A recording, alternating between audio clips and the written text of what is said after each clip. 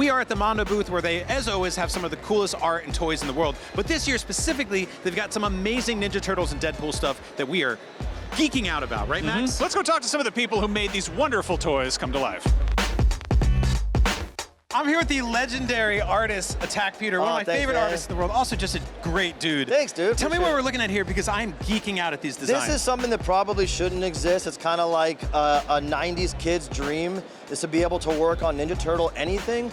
But the amazing people at Paramount said, you can go further. And we said, can we just create our own story, headcanon, that takes place in the 90s, kind of feels like the movie vibe, but brings in all those weird, crazy, whimsical things from the cartoons and comics and video games. We're like, yeah, go ahead. So this is the theoretical kind of alternate universe, or maybe our universe, where the Henson movies... Mondoverse, the Mondoverse, yes. the Mondoverse. TM. Where the Henson movies just kept on going and got crazier and crazier. Yes, yes. And let's start with Donatello here. Yes. So in this world, you know, Shredder has been defeated, but has been brought back by Krang, and Krang is basically telling him, stop giving cigarettes to kids and making them fight for you. Let's use our Dimension X tech, and if you fight alongside me, we can conquer this planet, right? Probably a smarter plan than getting teenagers. Exactly. And so in this world, the Turtles have already faced the Mousers, and Donnie and Leo battled a swarm of them. Donnie was able to take a couple of the damaged ones home and rebuild them into helper drones. So we have Mondo's creation here, Magellan and Newton. So it's a recon drone that Donnie pilots with his little unlicensed controller, and this helper assistant for his desk, grabbing tools for him, and that's Newton. So Donnie has these two new characters that Paramount, again, allowed us to enter into canon now. All right, let's check out Leonardo. All right, cool.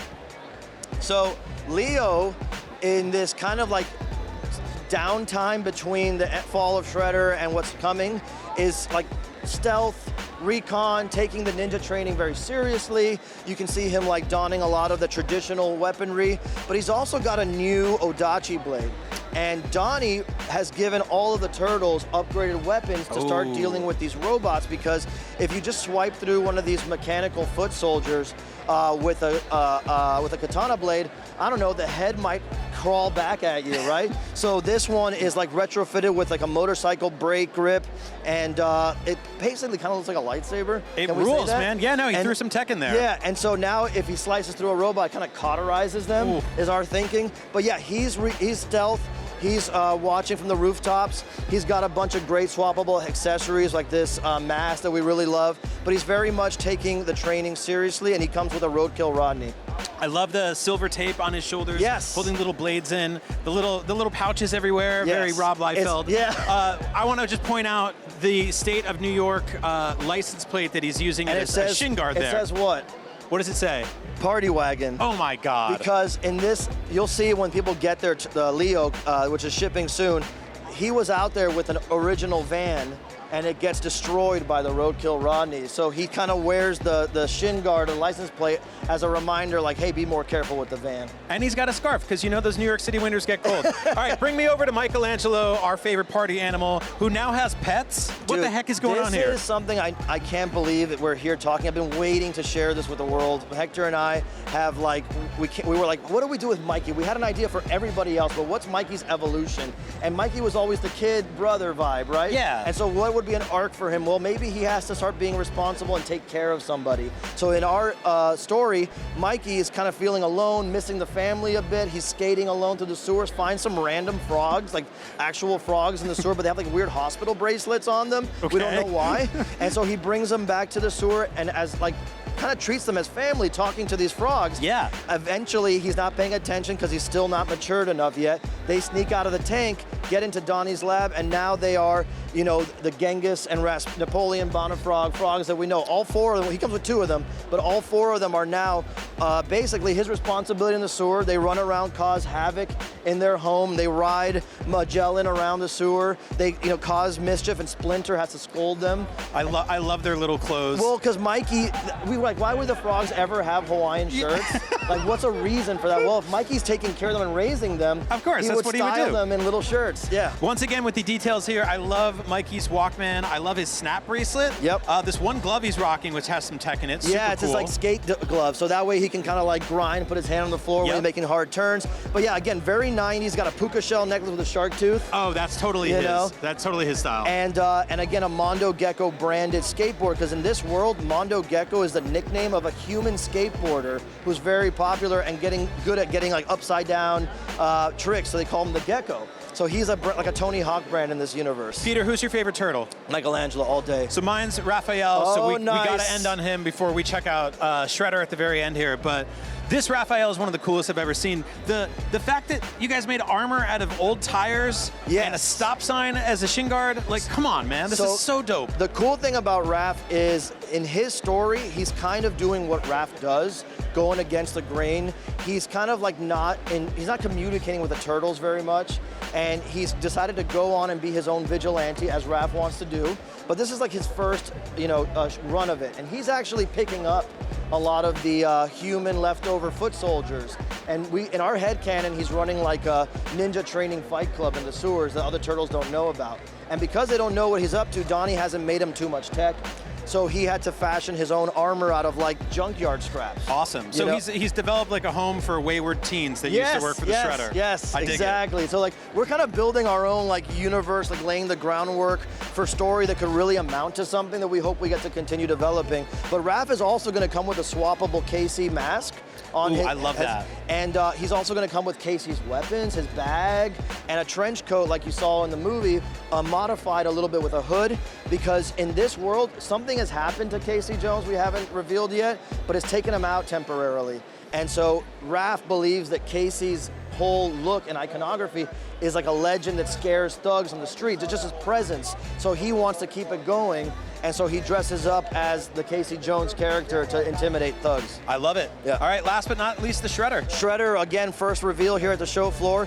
This is our take on Shredder with those familiar color palette that we love from the cartoons, but envisioned the way it would be seen like in a film. All the detail, traditional, armor and weaponry, everything's really detailed, leveled up, because this is the new armor that Krang gives him after he picks him up, and you'll see in the comic that we're gonna show tomorrow. Actually, sneak peek, here's our first an exclusive. Let's do it. Ben Bishop from the Last Ronin art comics. He's done the comic art for the Shredder in the box, and it's amazing. Awesome. And so Krang has given him this new upgraded Shredder armor, these incredible weapons, this amazing sculpt work by Brandon Gash, designs by the Kucherik brothers, and it just looks like what we would imagine that kind of 80s Shredder would look like in a real world scenario. But he also has his little communicator and a holographic projection of Krang. He's kind of like a Palpatine Vader relationship. I love them so much. That is the Mondoverse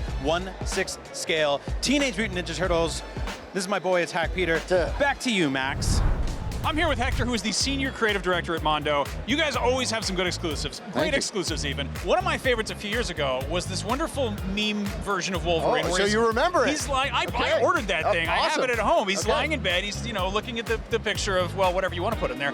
Sure. This year you've outdone yourselves and you've done the Deadpool version of that. Tell me about this a little bit. So we had this idea maybe a year and a half ago. It's like, we really want to do Deadpool in the animated line. We've done a ton of figures, right? But how do we do Deadpool and make it funny and make it fun, make it meta, make it weird? So we're like, what if we made fun of ourselves and the figure that we put out 3-4 years ago, whenever it was? And what if Deadpool just took over Wolverine's room, but Deadpool knows he's a toy? So he's a toy that knows he's Deadpool taking over Wolverine's room that's also a toy. This is so many layers of meta. So I love layer, it. Yeah, so I feel like this is just very authentically Comic-Con. This is the kind of exclusive I love, where it's just like, this is for people who are in the know. They get it. Yes. I think it's frequently forgotten. Deadpool did make 2 very brief appearances. Very brief. He shows up in like a flashback in Professor X's head of Wolverine's memories. Morph turns into him once for like 2 seconds. You see his shoulders, and he's been like in the comics for like 3 years at that point. So it was. What were some of the changes you guys had to make, or like how was it working with Marvel making an animated version of him? First of all, we didn't know Marvel was going to be cool with that, because for your own thing, basically saying he was in the show very briefly, very blinking, you'll miss it. So we asked them, we're like, technically, Deadpool's in the show, and we have this really fun idea for it, so we concepted it out, we did everything, we're like, what do you guys think? And they're like, go for it. That's hilarious, go for it. And so we sort of pulled inspiration from the design aesthetic of the show and the brief moments he appeared in. And he was also that was taking on like the whole Jim Lee appearance a little bit too.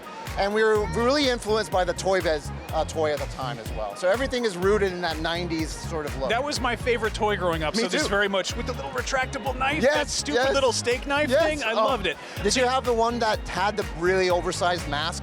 Yes, that popped off the second Deadpool, one. yeah, Yes, I had that 2.0, one. yes. Yeah, that So was and you've got The alternate heads unmasked in there. mask Yeah. is based off that face. Ah. It even has a little eyeliner underneath it. So for again, those who know and those who grew up with this stuff, it's like the perfect Comic-Con exclusive for sure. I love it. So you've got the heads, you've got the hands, you've Yeah. got some even weirder accessories. You've got Yes. a 1/6 scale Wolverine Funko Pop. Yes.